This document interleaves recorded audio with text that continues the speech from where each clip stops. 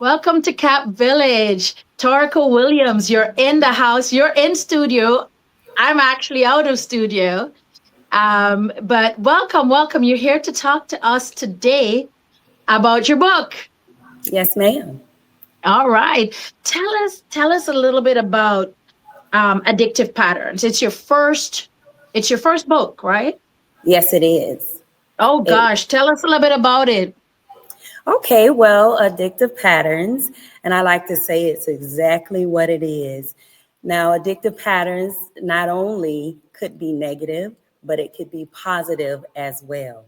Now, the book focuses on signs and patterns and behaviors and principles, lessons that we go through as an individual, things that we should pay attention to. And if you find yourself doing those things, try to replace them with more of positive. And when I say that, because everybody has an addictive pattern. Nobody is exempt. And I know I saw your face. You was like, Oh, you did. yes, ma'am. But Because it's so easy to see it in others, right? yeah, And when yeah, you said that, I was like, oh my goodness, I need to right, sit with Tarka to find out which addictive pattern I have. Because trust right. me. So addictive patterns, as I just said, I'm sorry, addictive patterns, no one is exempt, right?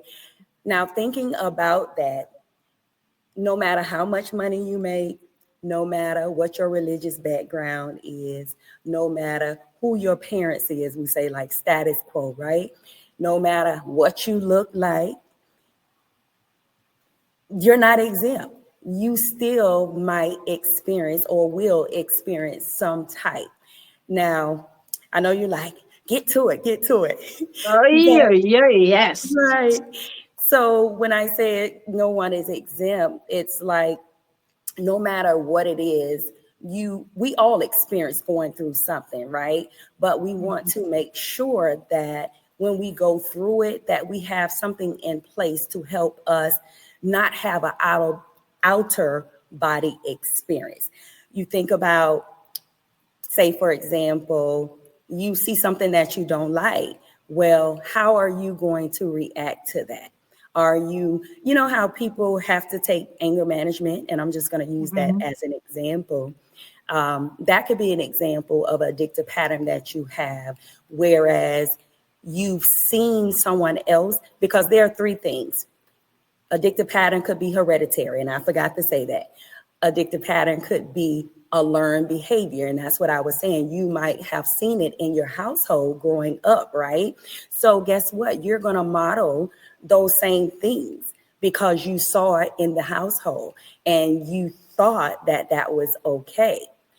And then the third thing is just generational curses or generational habits that you picked up, along the way that has been passed down from one generation to another. So it can be real deep, or we can just keep it real simple.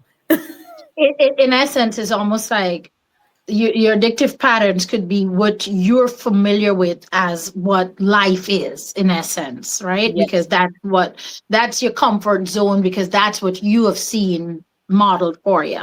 correct. And Okay. then, when you get around, say, other people, or you get older and then you recognize, oh, that should not have been like that, because you was taught a certain way, but then you get around people where that's not what they saw in their household. So it's an eye opener for you. That's why it's Mhm. always good to network with people. It's always good to build relationships with people, no matter what it is. And the book is Mhm. based off of that as well when we talk about relationship. And as a child, that's a relationship that is being built, right? Of course, it's a matter of just whatever your family dynamics is when you're talking about as a youth. But when you get older, you start building those relationships based on what it was like with your mom and your dad. Mhm. And that's what I always share when I'm talking to people. It could be the lack of, you know, Mhm. relationship that you had with your mom or dad. Um, But yeah, it's a lot Well, into it. you saw how excited I was to learn that. I totally even skipped having you introduce yourself. I'm Tell us sorry. a little bit. Yeah, tell us a little bit about Evans, and as I told you, I'm always excited when I hear anyone who is like Evans is alma mater. But tell us a little bit about who you are and how you grew up, where you grew up, and what shaped you. Okay. Well, yes, I'm from Evans, or attended Maynard Evans High Mhm. School. We can't forget the Who- Maynard. Yes. Yes. So right in the heart of Pine Hills, and Hmm. graduated in 96. And Hmm. matter of fact, I just went back to Evans just last night to attend a basketball game. So I like to, go back and visit the various school, and well, all the schools. But yes, I just Lovely, attended. lovely. Right. So Evans, of course, helped shape and mold as far as me as an individual and the different things. Well, I would say it was more diverse when I attended Evans High Hmm. School. Okay. Yes, more diverse. Hmm. And Because that, oh, and by that we mean it was white, black, Caribbean. It was a lot of everybody in there. yes, Yeah, people yes. people sometimes forget that. Yeah. Right. So I got an opportunity to build relationships with a diverse background group of people. Hmm. And I feel that it helped, when it was my time to go off to college, being Yeah. able to communicate, with all types of cultures rather, and Hmm. people, individual from different backgrounds. So I enjoyed my experience. Lovely. And where'd you go off to college to? The THEE, Florida AM. You hear All me? right. AM. Look at AM you. I love University. it. HBCU. Yes, I did. And even there, it wasn't as diverse, but you saw other cultures there on campus. Uh-huh. Uh-huh. And Yes, and and it's its own feeling of pride and community that belonging. that inspires. It sounds great. And so what do you feel, what inspired you to write? Like, did you feel you had a story in you? What inspired you to write your first book? Because you look very young. I mean, look, Thank you you very much. giving us all the age because you gave us the age of graduating and everything. But again, yeah, look great. What inspired you to write this? Okay, well, let me let the secret out. Let me let it out. Hmm. So the inspo came from a death of a relationship. Okay. Okay. Okay. So basically, the relationship severed, it ended. So Hmm. from that, it seemed like the volume turned up when it came to romantic relationships and what I was seeing with individuals, things that were going on that were considered disrespectful, and going back to those relationships and what you've seen growing up. There's just some things that wasn't accepted in the household, or things that Hmm. I didn't see in the household. So because I didn't see that growing up, I wasn't going to allow that to take place in the household because Okay. I have a daughter. So when Yeah. again, addictive patterns, when we talk about generational things being passed down, that's one thing that I did not want to be passed down to my child, and have her Hmm. thinking that it's okay to a person, for a person to talk to you any kind of way, or it's okay for a person to disrespect or call you out your name. And we can go on Hmm. and on and on.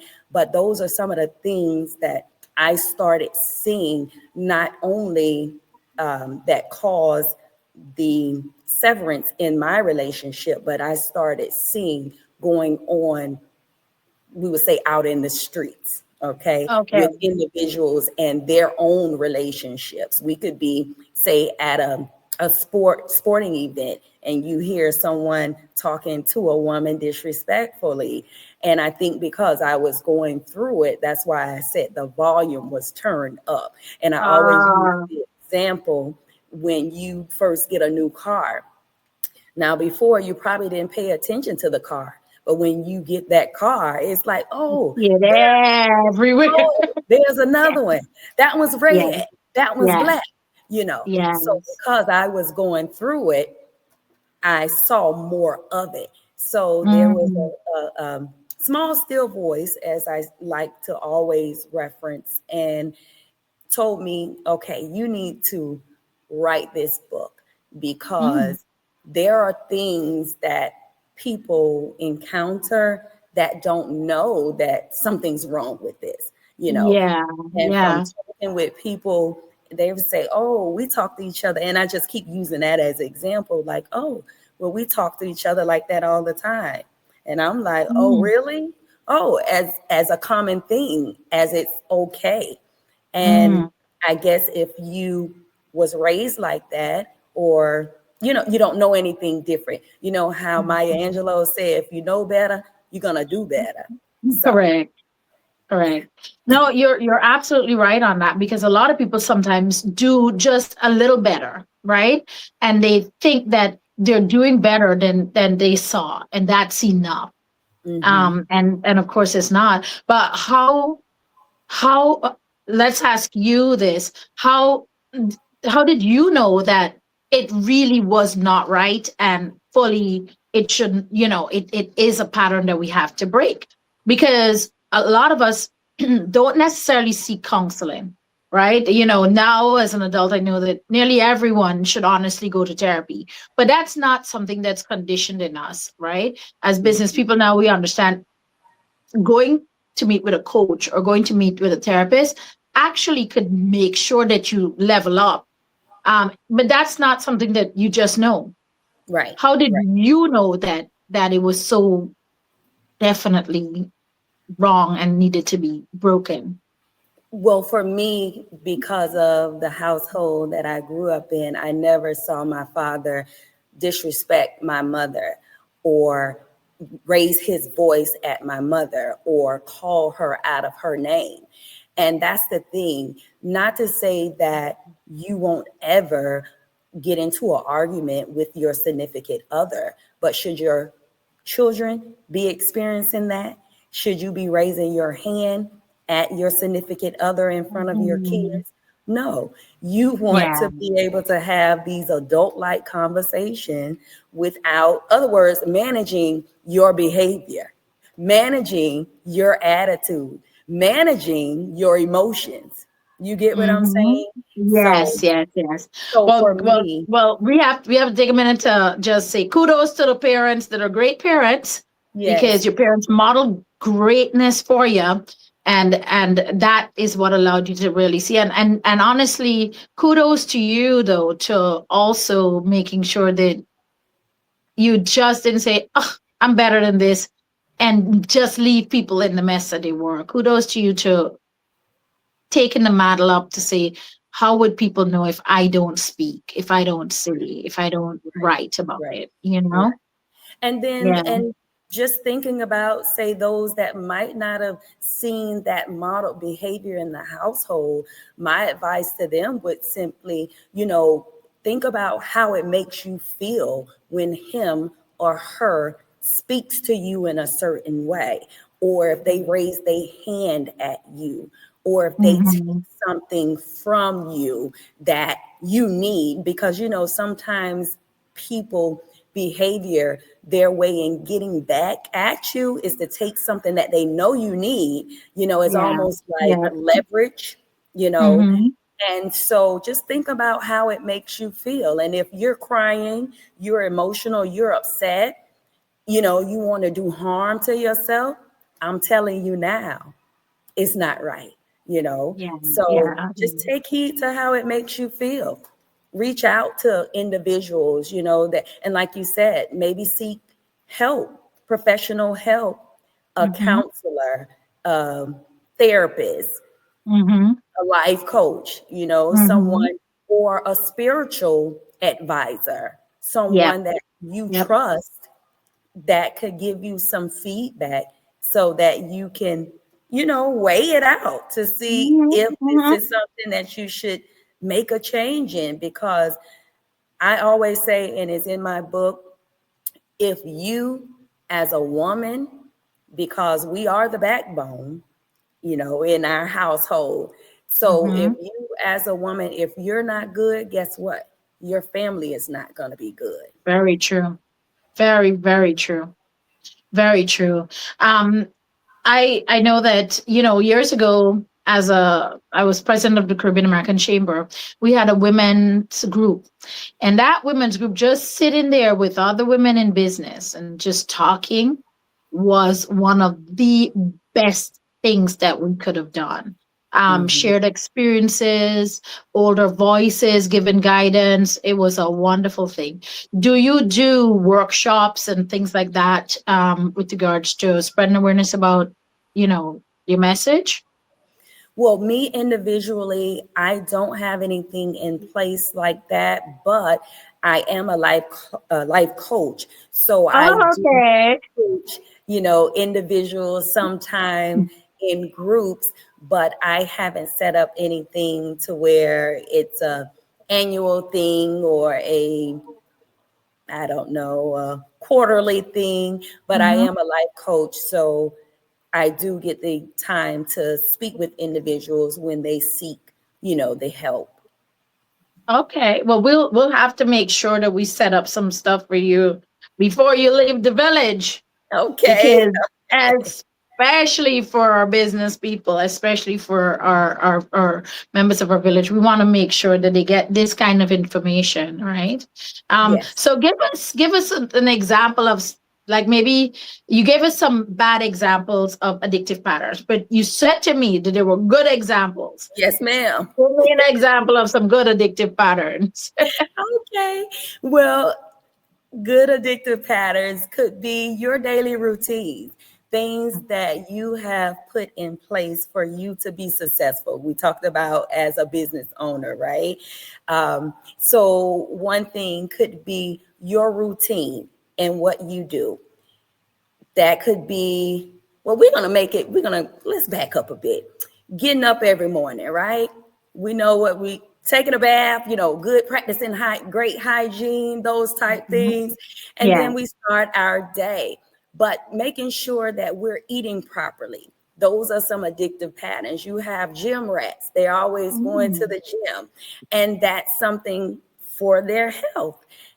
Because I said addictive patterns, that could be hereditary. And though there are some things that have been passed down, conditions or illnesses, if you're practicing those exercise regimens and routine, a lot of times that helps with that illness or that condition. So that could be an example of addictive patterns. Going off to college, I'll brag a bit. My daughter just graduated last month from the University of South Florida. Well, that's an addictive patterns that my family has because my grandmother graduated from college. My mother graduated from college. I graduated from I college. love it. Order. Correct. So those are some traditions, right? Some customs that has been passed down in our family because guess what? We're talking about literacy in the home. We're educating the youth in the home. So that's an example of a positive addictive pattern. And, of course, just trying to continue to share that with others that might not go to college. And this is one thing I always say, you don't have to go to college to be successful, but you must have a plan in place. How are you going to take care of your family? You can't depend on mom and dad. So having some type of routine or pattern that's in place so that you can be a positive role model when we talk about society. So in essence, it's letting people understand it's as simple as, having a routine for every day you get up, you brush your teeth, you have your shower, you eat healthily. Those are good addictive patterns, right?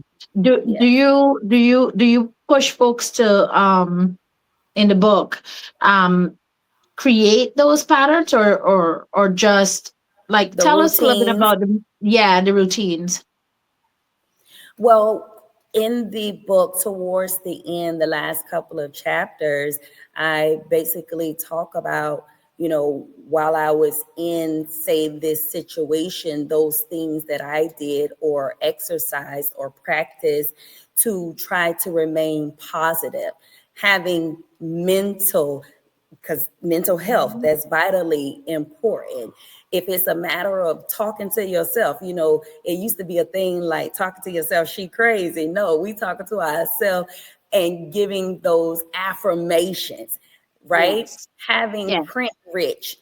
In my home, I have a lot of pictures around the home that have positive affirmation to keep me going. Get up in the Mm-hmm. morning with Mm-hmm. a grateful heart, reading that. Yeah. Yeah. Yeah, it's a lot of different things that, just as reminders, and utilizing those things that contribute to that mental health, having a positive thing, because that's pretty much most of it, your mental space, how you feel Absolutely. about yourself. Do you feel that you are enough? Or are you allowing someone else to pour into you and tell you that you're not enough, that Mm-hmm. you're no good, that nobody Mm-hmm. else is going to want you? You get what I'm saying? So you have Mm-hmm. to outweigh or get rid of the noise and simply talk to yourself. And it don't even have to be verbal, it could be non-verbal within yourself, you know?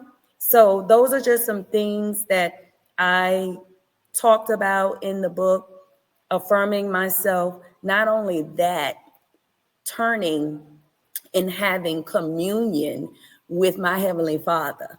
A lot of times when we talk about communion and you think about going to the church.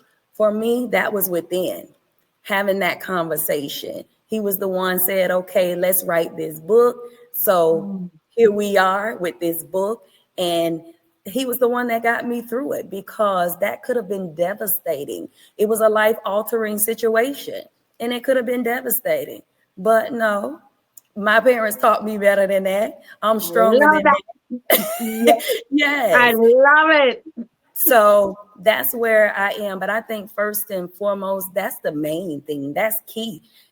Just recognizing and knowing that you have a creator. Now, we do know and understand, and I want to be respectful for everyone that might call our creator something else, have a different Mm-hmm. name for him, Mm-hmm. or your God, as you say. But rather, Mm-hmm. it's Yahweh, it's Elohim, it's Mm-hmm. Buddha, it's Lord.